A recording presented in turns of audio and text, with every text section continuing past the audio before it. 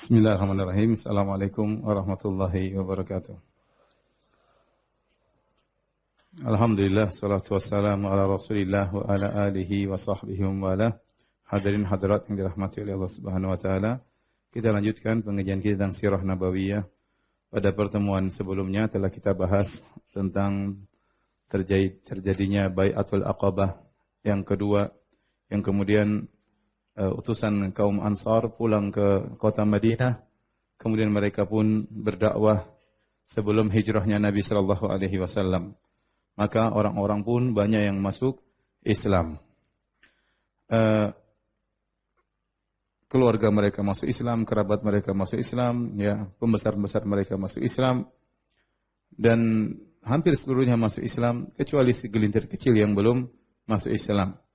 Di antara para pembesar-pembesar kaum Ansar yang belum masuk Islam adalah Amr bin al-Jamuh radhiyallahu taala anhu.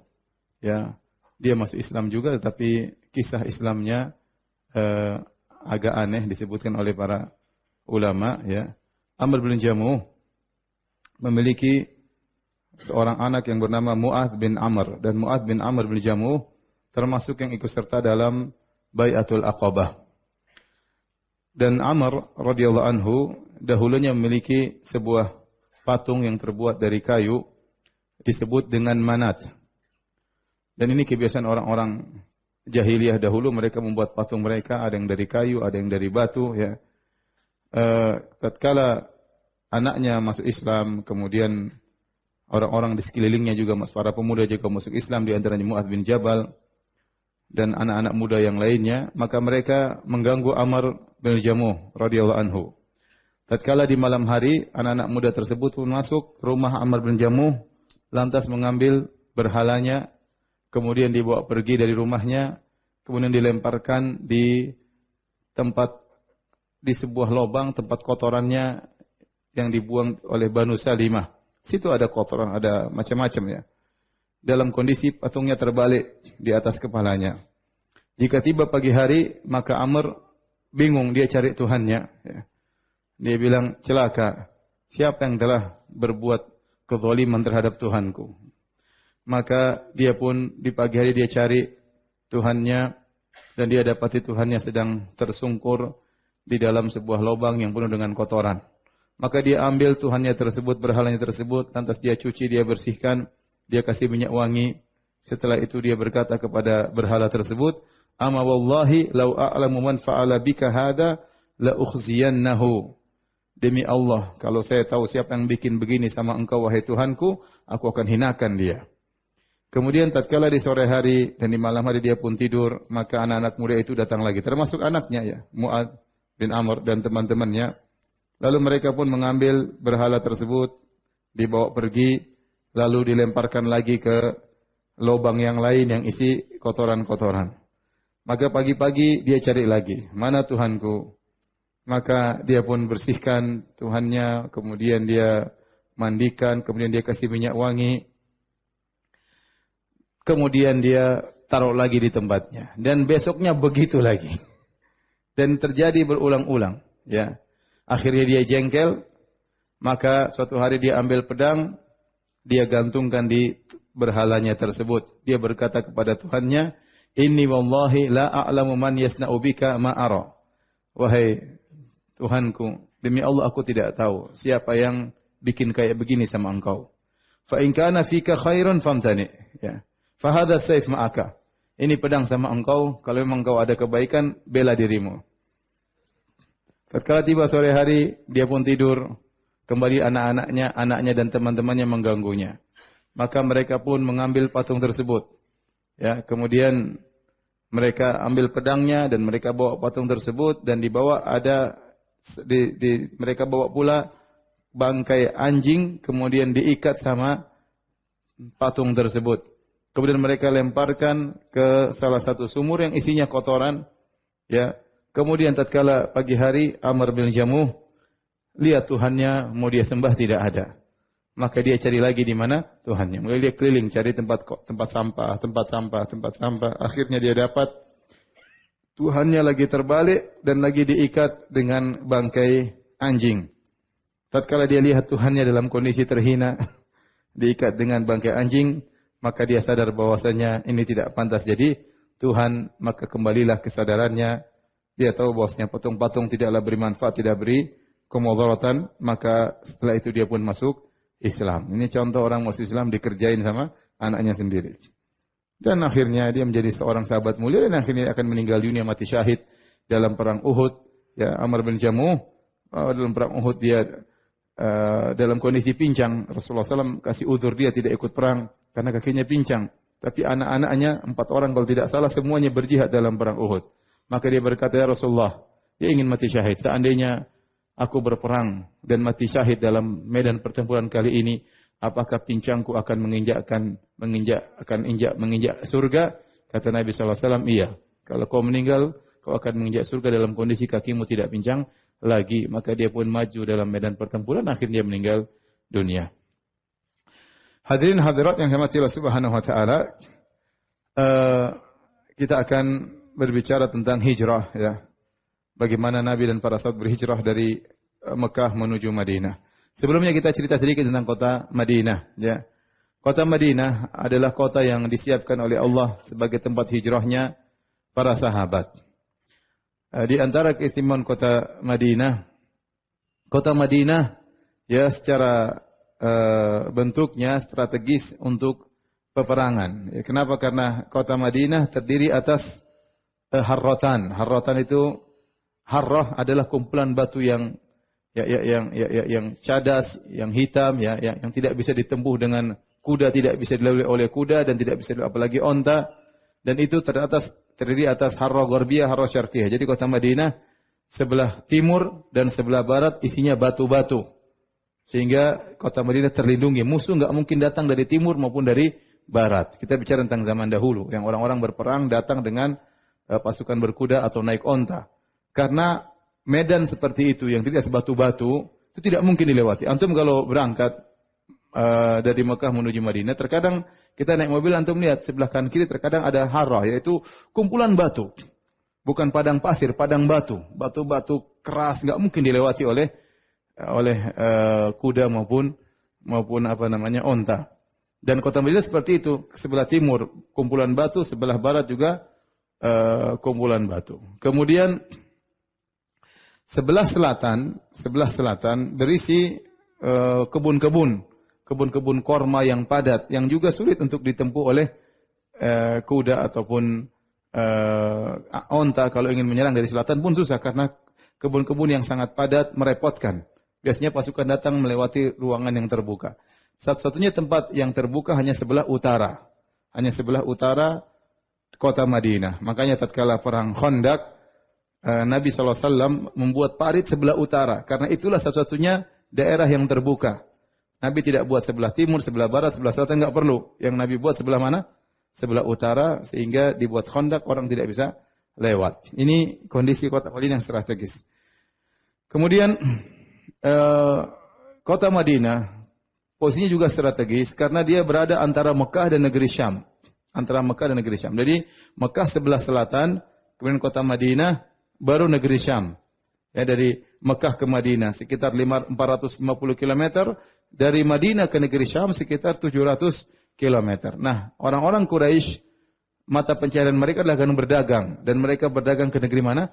Ke negeri Syam. Sehingga kalau mereka mau berdagang, mereka pasti lewat kota Madinah. Dan ini tempat yang strategis bagi Nabi dan para sahabat. Kemudian juga di kota Madinah berisi kaum Ansar. Kaum Ansar adalah kaum yang sudah terbiasa berperang. Mereka sudah mengalami perang saudara lebih dari sekitar 100 tahun lebih. Ada yang mengatakan 120 tahun. Antara suku Al-Aus dengan suku Al-Khazraj. Ya, yang mereka suku Khazraj asalnya saling bersaudara, namun mereka bertikai, dan lebih dari 100 tahun mereka bertikai, dan mereka ahli perang karena sedikit-sedikit perang, sehingga Nabi terlindungi oleh kaum yang mereka ahlul harb, yaitu orang-orang yang sudah terbiasa berperang. Oleh karenanya tempat strategis, penduduknya pun ahli perang. Dan ini menguntungkan kaum muslimin untuk berhijrah ke kota Madinah.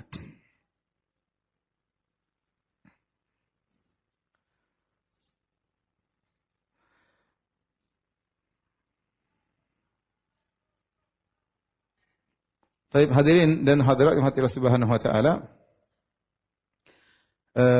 Adapun hijrah dimulai dari Rasulullah SAW bermimpi. Ya, Rasulullah SAW bermimpi, kata Rasulullah SAW, Inni uritu daru hijratikum dhata nakhlin baina labatain wa humal harratan. Aku diperlihatkan tentang tempat kalian berhijrah. Yaitu suatu tempat yang isinya banyak kormanya.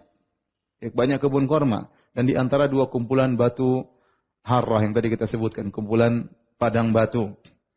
Ya. Kemudian Rasulullah SAW diam beberapa hari. Setelah itu Rasulullah SAW keluar menemui para sahabatnya dalam kondisi bergembira.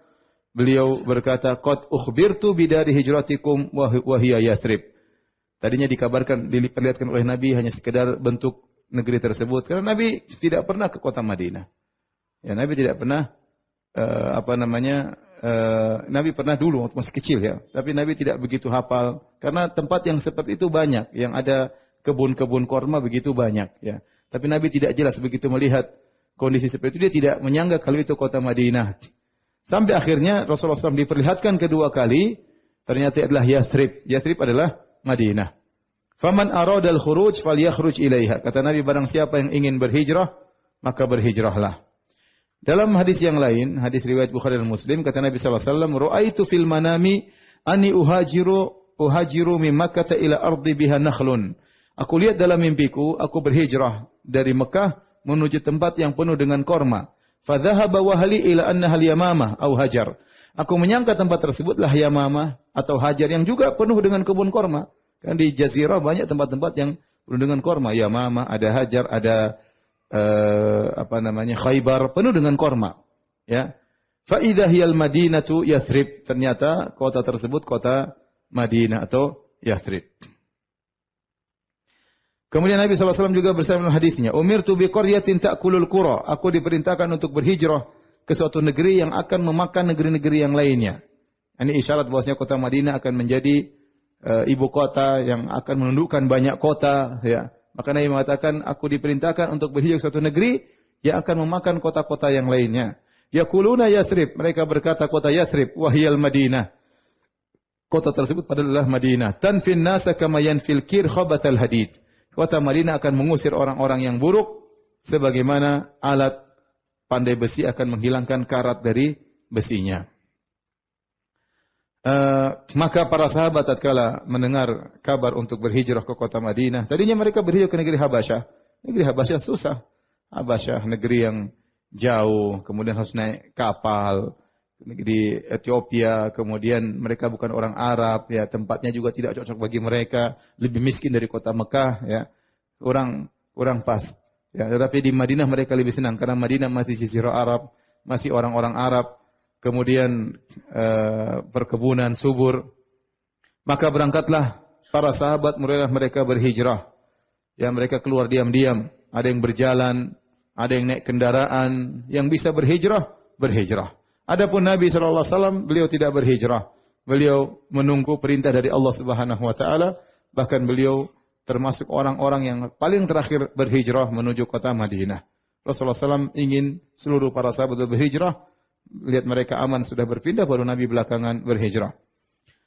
Adapun orang-orang yang pertama kali berhijrah di antaranya adalah Musa bin Umair radhiyallahu anhu, Ibnu Ummi Maktum, kemudian mereka berhijrah, sebagaimana kita sebutkan mereka berhijrah sebelum Nabi jauh, dan mereka mengajarkan Al-Quran kepada kaum Ansar. Kemudian Ammar bin Yasir berhijrah, kemudian Bilal, kemudian Sa'ad, kemudian Umar bin Khattab radhiyallahu anhu datang dalam rombongan 20 orang. Namun ternyata tatkala para sahabat berhijrah, tidak semudah yang dibayangkan. Mereka menghadapi berbagai macam ujian dan cobaan. Orang-orang Quraisy tidak ingin mereka berhijrah. Padahal sebenarnya, biarin aja para sahabat kaum muslimin berhijrah. Sehingga kota Mekah kosong dari orang-orang Islam. Bukankah ini yang mereka inginkan? Tidak ada lagi yang berdakwah. Tidak ada lagi yang mencela Tuhan-Tuhan mereka. Tidak ada lagi yang melarang mereka untuk menyembah berhala. Harusnya mereka senang tatkala orang-orang Islam keluar dari kota Mekah. Namun kenyataannya, ternyata orang-orang Quraisy tidak senang. Mereka tidak senang kaum muslimin berhijrah. Banyak sebab. Di antaranya pertama, mereka tahu kaum muslimin berhijrah kemana? Ke kota Madinah. Yang di situ ada orang-orang yang ahli perang. Mereka ke sana berarti menyusun kekuatan. Suatu saat akan kembali lagi. Dan ini adalah potensi malapetaka di kemudian hari. Mereka sadar akan hal tersebut. Mereka sadar juga kalau kota Madinah sampai dikuasai oleh kaum muslimin akan mengganggu perdagangan mereka. Repot. Sementara mereka akan berdagang menuju negeri Syam pasti lewat kota Madinah. Dan mereka tidak ingin ada bermarkas kaum muslimin di kota yang merupakan jalur perdagangan mereka. Kemudian di antara sebab mereka tidak suka orang-orang Islam berhijrah karena mereka malu didengar oleh orang-orang lain ternyata orang-orang Quraisy mengusir kerabat-kerabat mereka dari rumah-rumah mereka. Dan ini mereka ingin menjaga reputasi mereka, menjaga citra mereka, sehingga mereka tidak ingin berita ini tersebar di Jazirah Arab. Karena itu aib bagi mereka. Bagaimana mereka mengusir, menyiksa saudara-saudara mereka sampai harus keluar dari negeri mereka. Oleh karenanya, karena sebab-sebab ini diantaranya, mereka berusaha untuk mencegah kaum muslimin yang ingin berhijrah dari Mekah menuju kota Madinah. Oleh karenanya, para sahabat mengalami banyak cobaan. Di antaranya yang dialami oleh Ummu Salamah radhiyallahu taala anha yang bernama Hind bintu Abi Umayyah bin Al-Mughirah radhiyallahu taala anha. Ummu Salamah namanya Hind bintu Abi Umayyah ibn Al-Mughirah Al-Makhzumiyah. Bapaknya Abu Umayyah bin Al-Mughirah. Al-Mughirah ini punya anak banyak. Al-Mughirah di antaranya Al-Walid ibn Al-Mughirah. Di antaranya Hisham ibn Al-Mughirah. Di antaranya Abu Umayyah ibn Al-Mughirah. Hisham ibn Al-Mughirah punya anak namanya Abu Jahal. Walid ibn Al-Mughirah punya anak namanya Khalid ibn Al-Walid. Kemudian Abu Rabi'ah ibn Al-Mughirah punya anak namanya Ayyash bin Abi Rabi'ah. Kemudian Abu Umayyah ibn Al-Mughirah punya anak namanya Ummu Salamah, Hind binti Abu Umayyah ibn Al-Mughirah. Sudah hafal belum ya? Al-Mughirah ini punya anak, kira-kira kalau tidak salah 5. Di antaranya Hisham. Hisham ini bapaknya Abu Jahal. Makanya Abu Jahal bin Hisham ibn Al-Mughirah. Di antaranya Al-Walid. Al-Walid ini bapaknya Khalid bin Walid. Makanya namanya Khalid ibn Al-Walid ibn Al-Mughirah. Di antaranya Abu Rabi'ah, bapaknya Ayyash bin Abi Rabi'ah ibn Al-Mughirah. Di antaranya Abu Umayyah ibn Al-Mughirah, itu bapaknya Ummu Salamah. Semuanya dari Bani Makhzum. Sudah kita sampaikan berulang-ulang, Bani Makhzum adalah kabilah Quraisy yang bersaing dengan kabilah Bani Hashim. Semuanya sama-sama Quraisy.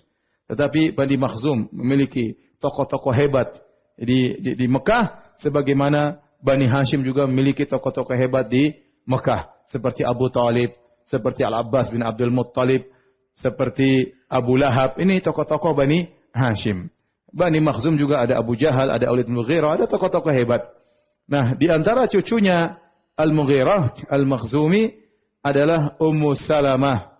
Ummu Salamah yang namanya Hind bintu Abi Umayyah bin Al-Mughirah. Suaminya namanya Abdullah bin Abdul Asad.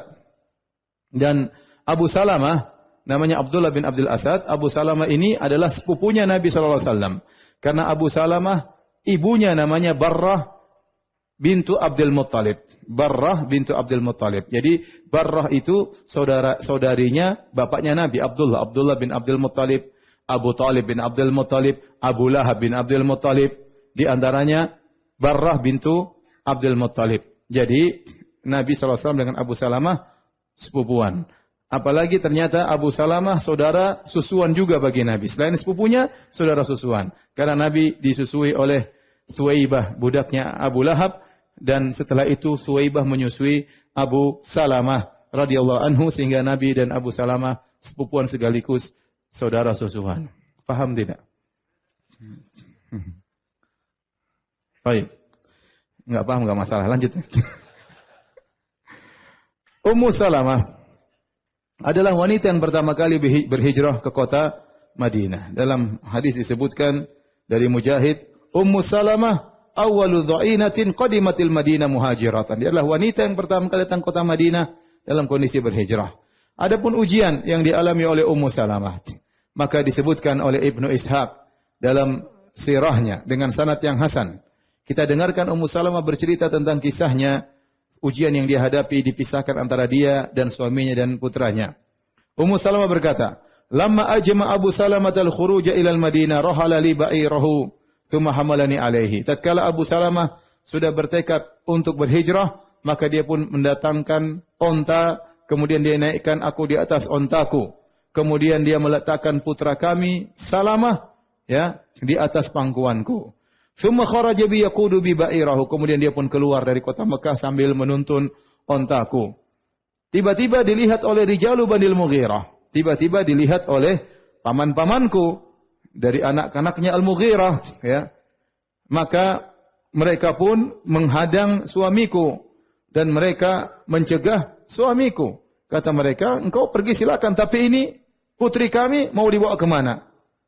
Alamana truku katasiru biha fil bilad. Ngapain kami tinggalkan engkau bawa putri kami jalan, pergi."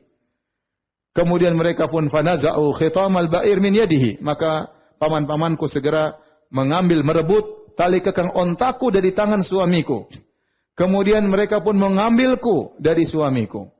Tatkala itu ternyata Banu Abdul Asad, saudara-saudaranya Abu Salamah melihat mereka. Ya, Abu Salamah namanya Abdullah bin Abdul Asad. Dia punya saudara-saudara. Lihat saudara mereka Abu Salamah digitukan. Ini semuanya dari Bani Makhzum, sama-sama dari Bani Makhzum. Saudara-saudaranya Abu Salamah, saudara-saudaranya Ummu Salamah, sama-sama dari Bani Makhzum, sama-sama musyrik. Tetapi karena fanatik, ya, dilihat putrinya digituin, saudaranya digituin, maka mereka pun emosi. Kemudian mereka berkata, "La natruku ibnana indaha id naza'tumuha min sahibina." Kalau begitu kalian telah merebut istri saudara kami dari saudara kami, ya, maka kami tidak akan biarkan kalian bawa putra kami, itu cucu kami, tidak boleh kalian ambil. Maka Salamah pun diambil oleh mereka, dipaksa diambil dari Ummu Salamah. Tatkala Salamah diambil oleh mereka, ternyata paman-paman Ummu Salamah juga narik. Salamah anaknya ditarik, tangannya satu sini, tangannya satu sini. Kata Ummu Salamah, "Fatajadzabu ibni Salamah bainahum." Mereka pun tarik-tarikan Salamah di antara kami, hatta khala'u yadahu. Sampai akhirnya mereka tangannya lepas dari Salamah, ya. Sampai saking kerasnya tangannya lepas. Wa antalaqa bihi Banu Abdul Asad, kemudian anakku diambil oleh saudara-saudara Abu Salamah. Adapun aku ditahan oleh paman-pamanku. Dan suamiku Abu Salamah terus melanjutkan perjalanan menuju kota Madinah. Kata Ummu Salamah, "Fafurriqa baini wa baina zawji wa baina ibni." Maka aku pun dipisahkan dari suamiku dan dari putraku. Apa yang terjadi? Fakuntu akhruju kulla qadatin fa ajlisu bil abtah fama azalu abki hatta umsi. Maka tiap hari pagi aku keluar, aku menuju abtah, suatu tempat yang terbuka, lalu aku menangis di situ sampai sore hari. Sanatin au qariban minha, hampir setahun, ya, atau 1 tahun atau hampir setahun aku demikian kegiatanku. Namun mereka tidak mengasihiku. Mereka tidak peduli dengan Ummu Salamah. Tiap hari menangis, dipisahkan dari suaminya, dipisahkan dari anaknya, tapi paman-pamanku tidak peduli. Ummu Salamah menangis tiap hari, mereka tidak peduli. Hatta marra bi rajulun min bani ammi, sampai akhirnya ada salah seorang dari sepupuku lewat. Kemudian dia melihat kondisiku, maka dia pun kasihan kepadaku. Maka dia berkata kepada paman-pamanku, "Ala tuharrijuna min hadhil miskinah? Farraqtum baina wa baina zawji wa baina waladiha." Kenapa kalian tidak kasih jalan keluar bagi wanita yang miskin ini? Kalian telah pisahkan antara dia dengan suaminya, antara dia dengan anaknya. Maka akhirnya paman-pamannya berkata, "Ilhaqi bi zawjiki in syit." Kalau kau mau, susulah suamimu. Coba dari kemarin-kemarin. Sudah setahun baru apa? Susulah suamimu. Qalat wa radda Banu Abdul Asad ilayya inda dzalika ibni. Tatkala saudara-saudara suamiku mengetahui aku akan menyusul suamiku Abu Salamah, maka mereka pun mengembalikan putraku Salamah kepadaku. Fartahaltu ba'iri, maka aku pun siapkan ontaku, aku pasang pelananya. Tsumma akhadtu bi ibni, maka aku pun mengambil putraku Salamah, fa wada'tuhu fi hijri, aku letakkan di pangkuanku, masih kecil. Tsumma kharajtu uridu zawji bil Madinah, kun aku keluar ingin menuju suamiku yang ada di kota Madinah. Sudah setahun tidak bertemu. Ya, menyedihkan setahun, ya. Tidak tahu kabar suaminya bagaimana, kabar anaknya bagaimana, belum ada WhatsApp, ya, belum ada SMS, belum ada telepon, ya. Antum enggak tahu bagaimana berpisah dengan istri, ya. Ya. Menyedihkan, ya. Saya dulu waktu masih kuliah, ya. kuliah 9 bulan, ketemu istri 3 bulan ya. Kemudian istri 3 bulan, kuliah lagi 9 bulan. Pulang-pulang sudah punya anak. Tapi selama 9 bulan dulu tidak ada WhatsApp, tidak ada telepon. Zaman dulu di Madinah, yang punya telepon hanya orang yang punya duit banyak. Dia harus deposit kalau nggak salah 5.000 real atau 15.000 real atau 30.000 real. Saya ingat bahwasanya satu mahasiswa Indonesia itu yang punya telepon cuma 2 orang. Mereka berduit ya. Ya, mereka berduit. Si Fulan dan si Fulan, dua-duanya ustadz sekarang ya. Sehingga kalau saya mau tunggu kabar dari istri saya SMS. Maka teman saya yang punya telepon bilang, "Firanda, ada SMS dari istrimu." Masya Allah, senang. Saya nunggu, bahagia ya.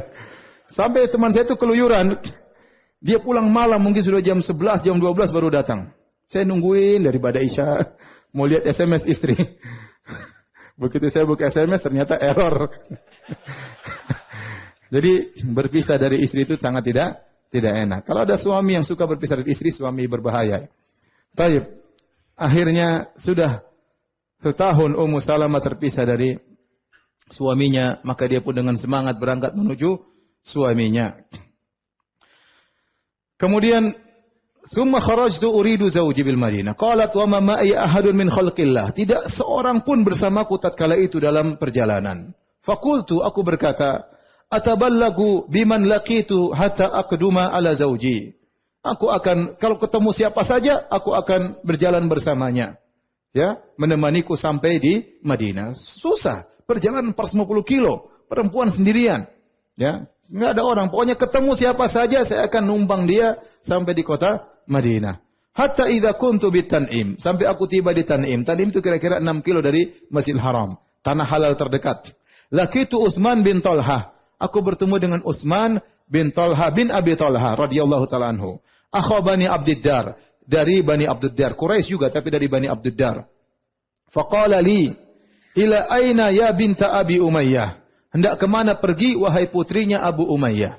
Abu Umayyah, bapaknya Ummu Salamah, Abu Umayyah bin Al-Mughirah, adalah seorang yang terkenal di kalangan orang-orang Quraisy. Sampai dikenal dengan Zadur Raqib, yaitu Zadud artinya bekal para orang-orang musafir. Kalau dia sudah bersafar dengan puluhan orang, dia melarang tidak boleh ada yang bayar makanan, semua makanan saya yang tanggung. Jadi dia berangkat, dia bawa mungkin budak-budaknya, pokoknya kalau waktu makan, semuanya dia yang tanggung. Selama perjalanan dari pulang sampai pergi sampai pulang. Masya Allah. Kita ingin punya teman-teman seperti ini ya. Mana Zadur Raqib sekarang? Pokoknya dia yang tanggung. Tiket pulang pergi, makan semua dia yang tanggung. Kalau ada teman seperti itu, pegang rata-rata.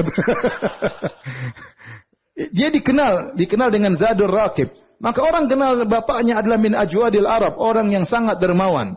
Dermawannya sampai demikian. Dia dermawan khusus seperti itu. Setiap orang bersafar, kalau safar sama dia, tenang, gak usah mikir. Karena makanan pulang, pergi sampai pulang, semuanya ditanggung sama Abu Umayyah, bapaknya Ummu Salamah. Maka bapaknya terkenal. Maka Utsman bin Talhah berkata, "Ila aina ya binta Abi Umayyah?" Hendak kemana engkau pergi, wahai putrinya Abu Umayyah? Qultu, kata Ummu Salamah, "Uridu zawji bil Madinah." Aku ingin pergi menuju istriku di kota Madinah. Qala, "Awama ma'aki ahadun?" Adakah orang yang menemani engkau menuju kota Madinah?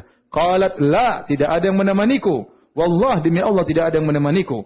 Illallah wa ibni hadza, yang menemaniku cuma Allah dan putraku Salamah ini. Qala, "Wallahi ma laki min matrak." Kata Utsman bin Talhah, demi Allah kau tidak akan saya tinggalkan. Fa akhadha, ketemu langsung, tidak ada persiapan, ketemu di tengah jalan. Langsung dia ingin tolong, bayangkan. Fa akhadha khitamal ba'ir, maka dia langsung memegang tali kekang unta tersebut. Fantalaka ma'i yahwi bi, maka dia pun jalan bersamaku menuju ke mana? Kota Madinah. Fa wallahi ma sahibtu rajulan minal arabi qat ara annahu kana akrama minhu. Demi Allah aku tidak pernah ditemani seorang Arab sama sekali yang lebih mulia daripada Utsman bin Talha ini. Kana idza balagal manzila ana khabi. Thumma ista'khara anni hatta idza nazaltu ista'khara bi ba'iri fahatta anhu ay rahla thumma qayyadahu fi syajarah thumma tanaha anni ila syajaratin fattaja'a tahtaha. Adapun kalau kami ingin menginap sebentar atau singgah, maka dia pun menurunkan onta, kemudian dia menjauh. Dia pergi jauh. Setelah dia pergi jauh, maka aku pun turun, aku pun pergi ke tempat yang jauh.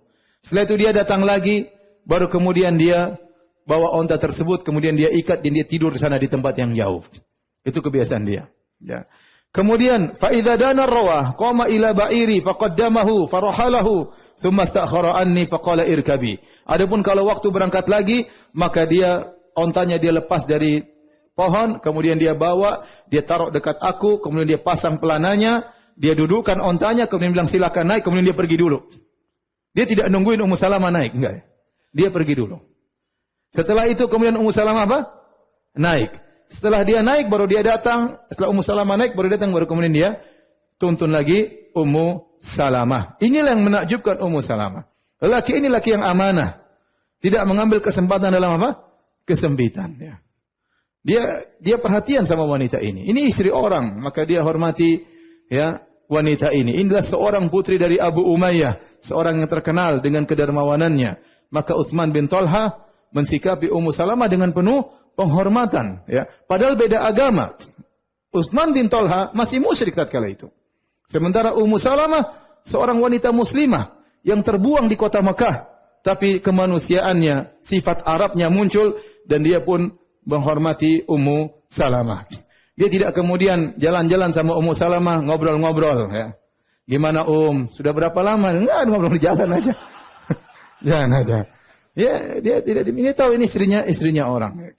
Istrinya orang. Dan dia menjaga pandangannya. Bayangkan dia tidak melihat Ummu Salamah naik. Tidak, dia tunggu naik, dia pergi jauh.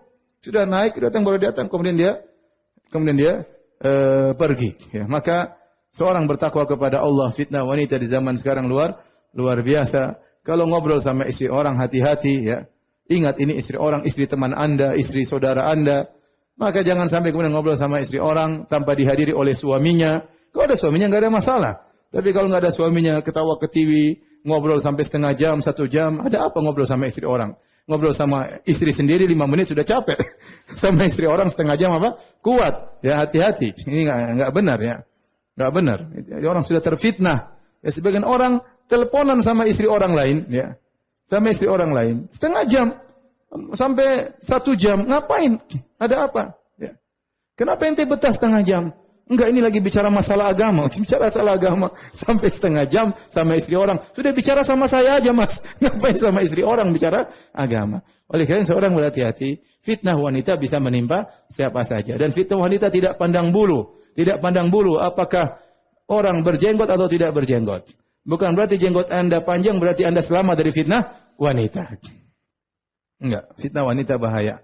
Maka seorang menjaga diri, menghalangi segala perkara yang bisa memfitnahnya. Maka jangan terlalu banyak kontak sama wanita-wanita yang tidak halal bagi Anda. Taib. Kemudian mereka berjalan terus 450 kilo sampai di kota Madinah. Falam yazal yasna'u dzalika bi hatta aqdama dil Madinah. Dan demikian dia memperlakukan aku sampai tiba di kota Madinah. Falamma nadhara ila qaryati Amr bin Auf. Tatkala dia melihat kampungnya Amr bin Auf di Quba, daerah Quba, dia berkata, "Zawjuki fi hadhil qaryah." Suamimu Abu Salamah di kampung ini. Dan Abu Salamah singgah di situ. Fadkhiliha ala barakatillah. Silakan masuk di kampung tersebut dengan keberkahan dari Allah. Tsumman sarafa raji'an ila Makkah. Kemudian dia pulang. Sudah selesai. Dia pulang. Subhanallah. Tanpa ngomong apa-apa, tanpa bilang jangan lupa ya sama saya ya. Enggak. Nomor telepon saya. Enggak, langsung pulang. Langsung pulang. Subhanallah. Dan wallahu alam bisawab, kebaikan hatinya ini, wallahu alam bisawab, kebaikan hati Utsman bin Talha bin Abi Talha inilah yang akhirnya membuat dia masuk Islam di kemudian hari. Meskipun dia masuk Islam nanti setelah perjanjian Hudaybiyah. Itu dia masuk Islam sekitar 6 tahun atau 7 tahun setelah kejadian ini. Baru dia masuk Islam radhiyallahu anhu. Kemudian di antara yang berhijrah juga di awal-awal hijrah adalah Amir bin Rabi'ah wa zawjihi radhiyallahu anha, yaitu Laila bintu Abi Hathamah. Dan ini sudah kita ceritakan pada kisah sebelumnya tatkala mereka hendak berhijrah, yaitu Amir bin Rabi'ah dengan istrinya Laila bintu Abi Hathamah. Tatkala mereka hendak berhijrah, kemudian Umar datang. Umar bertanya, hendak ke mana wahai Laila binti Abi Hathamah, Ummu Abdullah, hendak ke mana? Kemudian kata istri yakni Amir bin Rabi'ah, kami akan pergi mencari solusi. Kalian telah menyiksa kami, kalian telah mengintimidasi kami, kalian telah mengganggu kami. Kami akan pergi ke bumi Allah yang lain sampai kami temukan solusi. Tatkala itu Umar bin Khattab berkata, sahibakumullah, semoga Allah menemani perjalanan kalian. Waktu itu Umar masih apa? Masih musyrik. Akhirnya suaminya datang. Kemudian istrinya cerita, wahai suamiku, tadi kalau kau lihat Umar, bagaimana kelembutannya, ya, bagaimana baiknya dia. Suaminya berkata, atau mi'ti fi islami Umar, apa kau ingin Umar masuk Islam?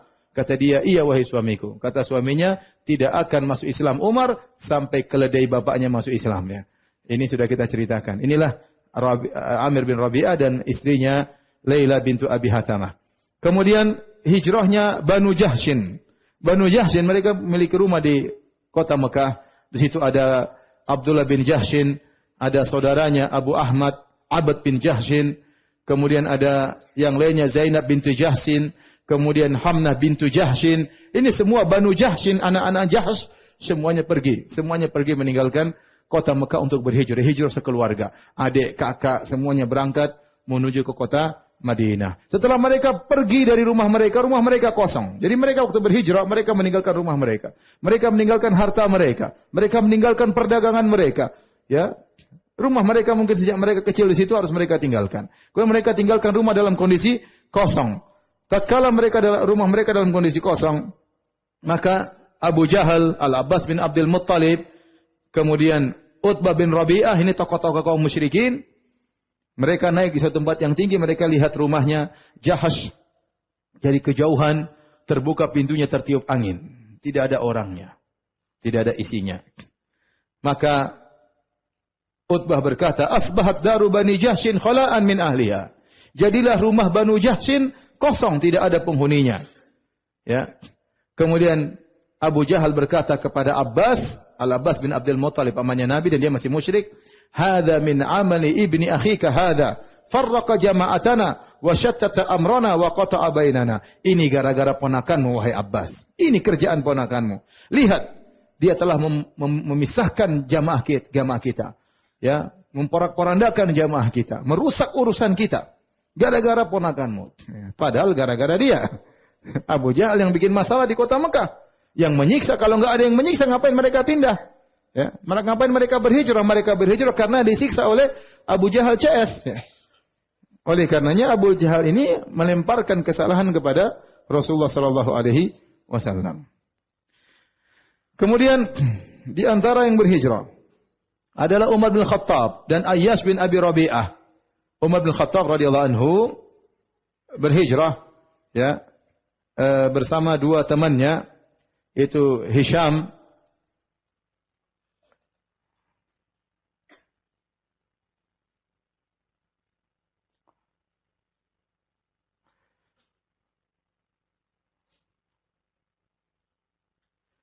maka berangkatlah Umar bin Khattab radhiyallahu anhu. Adapun hadis yang disebutkan bahwasanya Umar tatkala hendak berhijrah, maka kemudian dia keluar terang-terangan di tengah-tengah orang kafir Quraisy, dia berkata, saya akan berhijrah. Siapa yang mau ibunya nangis karena dia mati? Siapa yang ingin istrinya jadi janda? Siapa yang ingin anaknya jadi anak yatim? Silakan hadang saya. Itu hadisnya dhaif ya. Umar meskipun jagoan, tapi kalau lawan Abu Jahal dan kawan-kawan juga ini tidak bisa ya. Jadi yang benar dia pun berhijrah dengan sembunyi-sembunyi. Maka waktu itu Umar bersepakat, kata dia, itta'atu, aku membuat janji tatkala kami hendak berhijrah, saya, kata Umar, dan Ayyash bin Abi Rabi'ah dan Hisham bin As. Kami bertiga bersepakat untuk bertemu di suatu tempat namanya Tanadub di daerah di Mekah. Kami berkata, ayyuna lam yusbih indaha faqad hubisa falyamdi sahibahu. Barang siapa di pagi hari tidak datang, maka tinggalkan, jangan tunggu. Yang dua segera jalan. Maka benar, tatkala di pagi hari kami sudah ketemuan di Tanadub, ternyata cuma saya dan Ayyash bin Abi Rabi'ah. Sementara Hisham ditahan oleh orang-orang musyrikin. Hisham bin Al-As. Hisham bin Al-As, saudaranya Amr bin Al-As. Saudaranya Amr bin Al-As radhiyallahu ta'ala yang juga nanti akan masuk Islam. Tinggal dua orang, yaitu Umar dan Ayyash bin Abi Rabi'ah. Kemudian tatkala mereka hendak pergi, kemudian mereka sudah berjalan dan mereka selamat sampai di kota Madinah. Setelah mereka berjalan sampai kota Madinah, ternyata Ayyash bin Abi Rabi'ah disusul oleh Abu Jahal. Abu Jahal namanya Amr bin Hisham ibn al-Mughirah. Ayyash namanya Ayyash bin Abi Rabi'ah ibn al-Mughirah. Saya ulangi, Abu Jahal namanya siapa? Amr bin Hisham ibn al-Mughirah. Kalau Ayyash bin Abi Rabi'ah ibn al-Mughirah. Berarti bapaknya Ayyash dengan bapaknya Abu Jahal saudaraan. Ya. Jadi mereka sepupuan. Ternyata juga ibu mereka, ibunya Abu Jahal sama ibunya Ayyash sama satu ibu. Entah bagaimana ceritanya, apakah diceraikan oleh kakaknya nikahi oleh adiknya atau kakaknya meninggal dinikahi oleh adiknya. Intinya mereka ini sepupuan dan sekaligus mereka satu ibu. Satu ibu lain bapak. Ya, sama-sama ibunya sama. Bapaknya satunya Abu Rabi'ah, satunya bapaknya namanya Hisham. Maka akhirnya Abu Jahal dan saudaranya Al-Harith bin Hisham bin Al-Mughirah dan Abu Jahal bin Hisham bin Al-Mughirah, mereka berdua menyusul Ayyash dan mereka satu ibu seluruhnya. Lain bapak. Ya. Maka Abu Jahal ketemu dengan Ayyash. Abu Jahal nyusul sampai ke Madinah. Maka Abu Jahal berkata, "Wahai Ayyash, inna ummaka nadharat an la yamassa ra'saha mishtun hatta tara." Sungguhnya ibumu dan ibu kita sama. Dia telah bernazar tidak akan menyisir rambutnya sampai melihat engkau. Subhanallah. Enggak mau sisiran sambil lihat kamu balik ke Mekah. Wala tastadhilla an syamsin hatta tarak, dan dia sekarang sedang berjemur di bawah matahari dan dia tidak akan meninggalkan menjemur diri tersebut sampai melihat engkau. Farraqalaha, akhirnya Ayyash kasihan ingat siapa? Ibunya. Maka Umar mengingatkan, Umar hadir waktu Abu Jahal sedang merayu Ayyash. Kata Umar, "Ya Ayyash, innahu wallahi ma yuridukal qaum illa liyuftinuka an dinik fahdharhum." Wahai Ayyash, hati-hati, mereka berdua ini tidaklah menginginkan darimu kecuali agar memfitnahmu, agar kau meninggalkan Islam dan kembali kepada kesyirikan. Kemudian Umar berkata, "Fa wallahi law adha ummakal qamal lam tashatat wa laqad ishtadda 'alaiha harru Makkah lastadhallat." Kata Umar, "Wahai Ayyash, seandainya ibumu ada kutunya, dia pasti sisiran. Jangan khawatir." Seandainya ibumu kepanasan, dia pasti masuk ke rumahnya. Santai aja, enggak usah dengar ya. Tapi Ayyash bersikeras. Silakan azan dulu. Baik, hadirin kita lanjutkan. Ayyash tatkala diceritakan ibunya seperti itu, maka dia pun kasihan sama ibunya dan dia pun husnudzon kepada Abu Jahal. Dan ini husnudzon yang tidak pada tempatnya. Tidak boleh husnudzon sama iblis ya. Ini lebih parah daripada iblis Abu Jahal ya. Maka dia pun berkata kepada Umar, "Abarra qasama ummi wa li hunaka malun fa akhudhuhu." Wahai Umar, ya udah saya kasihan ibuku, saya ke sana biar ibuku tidak berjemur, biar nyisir rambutnya. Sekaligus kebetulan ada harta saya di sana, saya ingin ambil. Kata Umar, "Wallahi innaka la ta'lam anni la min aktsari Quraisyin malan." Wahai Ayyash, kau tahu aku termasuk orang paling kaya di Quraisy. Falaka nisfu mali, setengah hartaku untuk engkau. Enggak usah pulang. Setengah hartaku kau ambil, enggak usah pulang. Jangan kau pulang bersama mereka berdua. Walakinnahu aba alaihi, akan tapi Ayyash tetap bersikeras untuk pulang. Kasihan sama ibunya, ingin pergi bersama Abu Jahal bin Hisham dan Al-Harith bin Hisham. Maka kata Umar tatkala melihat Ayyash bersikeras, dia berkata, "Ama idza qad fa'alta ma fa'alt, fakhudh naqati hadhihi." Kalau memang kau harus pergi, maka ambillah untaku ini. Fa innaha naqatun najibatun dzalul. Ini adalah untaku yang larinya sangat cepat dan dia tunduk kepada orang yang menunggangnya. Falzam dhahraha. Terus naik di atasnya. Fa in rabaka minal qaumi raibun fanju alaihi. Kalau kau ragu-ragu, ada gerak-gerik yang mencurigakan dari Abu Jahal dan Harith bin Hisham, maka kaburlah dengan ontaku ini. Ini onta yang larinya cepat. Akhirnya dia pun keluar bersama Abu Jahal. Dia naik ontanya sendiri.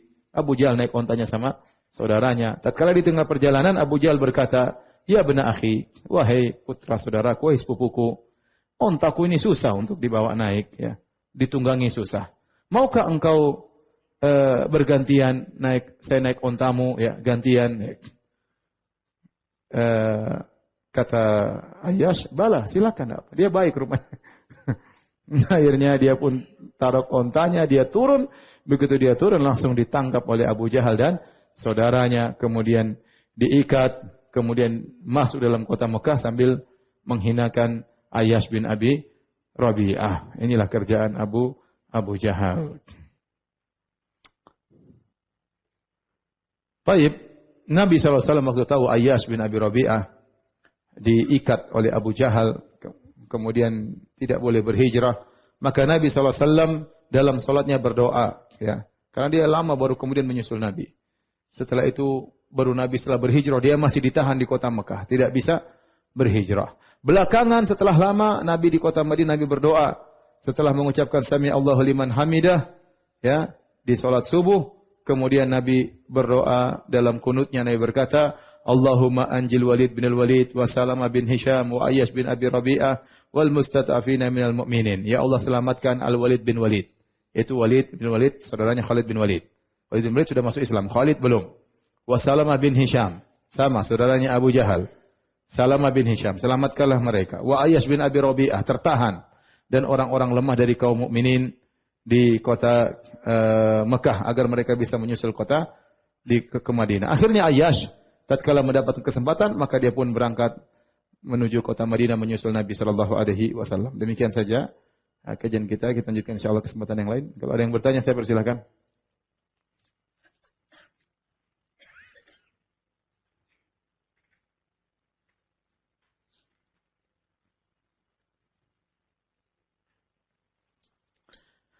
Apa nama kitab yang sedang Ustaz bahas? Apakah ada yang mensyarah? Ini kitab yang saya baca tadi, judulnya Lu'lu'ul Maknun fi Siratin Nabiyil Ma'mun, karangan Al-Azimi, ya. 4 jilid, ya. Belum diterjemahkan, ya. Belum diterjemahkan.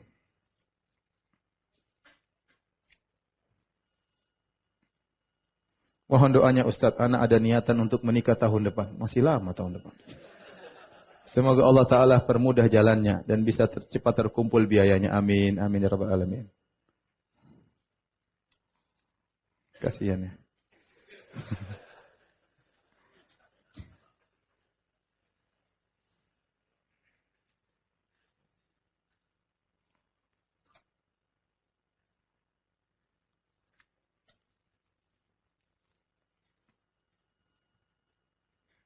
Ustaz, apakah boleh solat laki-laki dan perempuan satu saf dan rapat jika darurat? Jangan satu saf ya, kalau bisa terpisah. Jangan berdempetan, pisah. Laki-laki dan perempuan harus apa?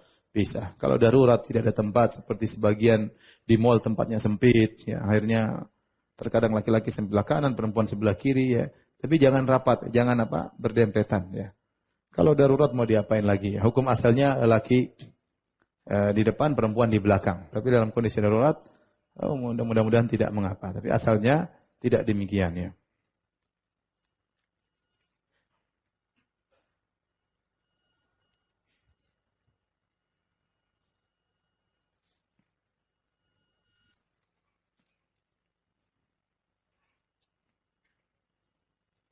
Bagaimana hukumnya safari Ramadan ke masjid-masjid yang jauh dari rumah?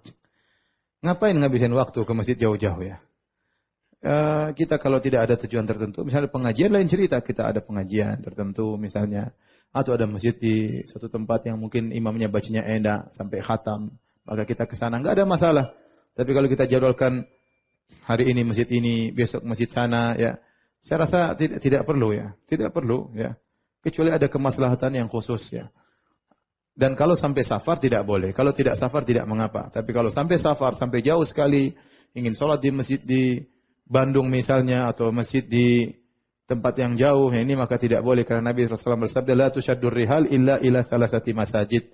Tidak boleh bersafar untuk mencari keberkahan kecuali di 3 masjid. Masjidil Haram, Masjidil Nabawi, dan Masjid Aqsa.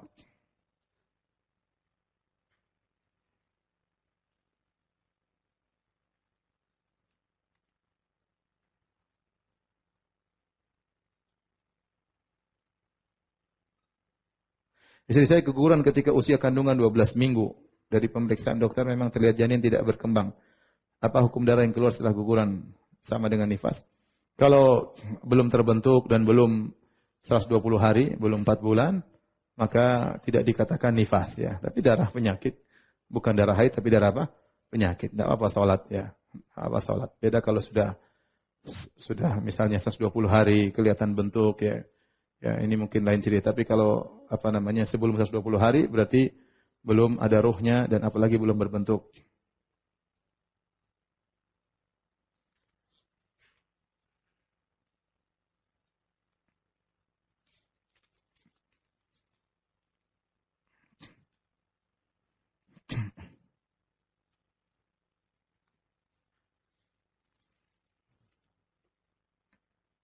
Ustaz, bagaimana hukum solat di antara tiang?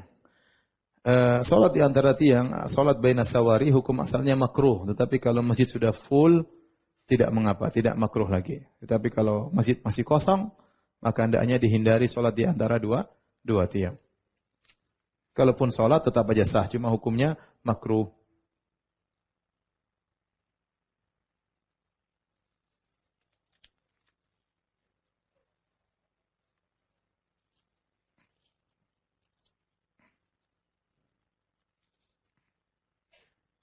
Ustaz, bagaimana cara menyikapi istri yang suka ngambek dan gampang tersinggung? Berilah kami nasihat agar kami rumah tangga tetap harmonis. Sabar ya. Jadi istri suka ngambek. Mungkin antum jarang ajak jalan-jalan. Mungkin jarang belikan emas ya. Bicara baik-baik sama istri. Ngapain ngambek-ngambek? Abi ini sudah di kantor stres. Ngelihat kamu juga stres. Abi ingin hilang stres ini dengan melihatmu, bukan nambah stres ya. Tapi perempuan itu diambil hatinya. Kita harus tahu salah-salah apa yang dia sukai, tahu apa yang dia tidak sukai ya.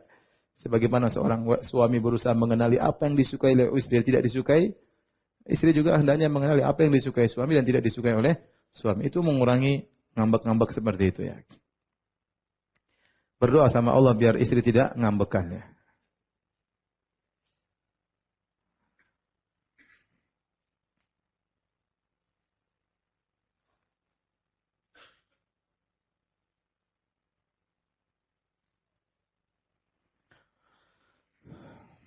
Ustaz, apa hukumnya bagi pemuda yang berzina dengan orang tua yang sudah sepuh? Dan bagaimana kalau mereka ya, bertobat kepada Allah Subhanahu wa taala? Jangan terulang lagi ya. Bertobat, kalau dia bertobat dengan sungguh-sungguh, tobatnya diterima insyaallah taala.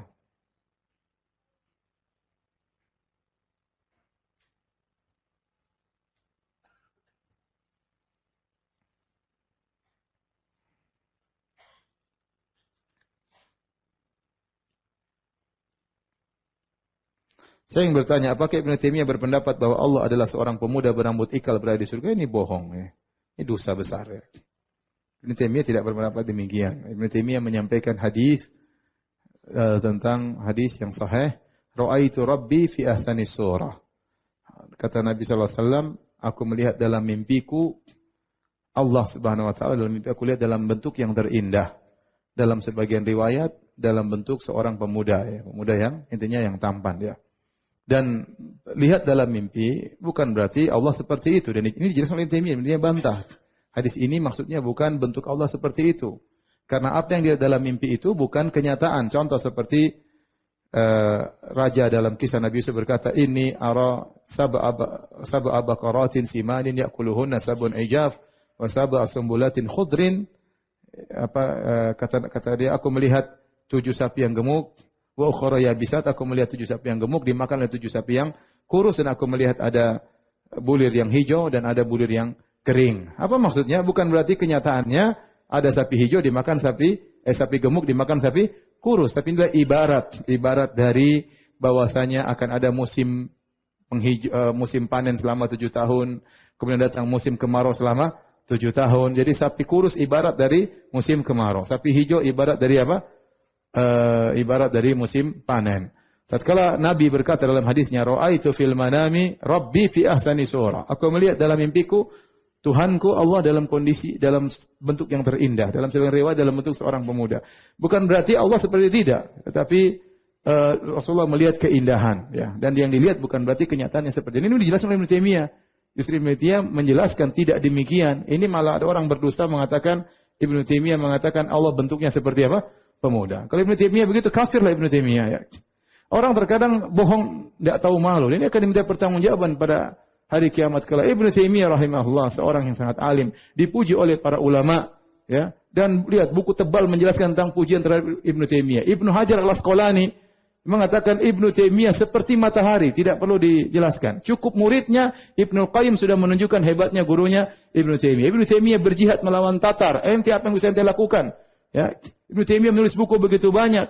Ibnu Taimiyah menjelaskan akidah yang benar. Banyak kemudian Ibnu Taimiyah diakui oleh musuh maupun kawan semuanya mengakui hebatan Ibnu Taimiyah. Kalau dia punya salah manusia biasa.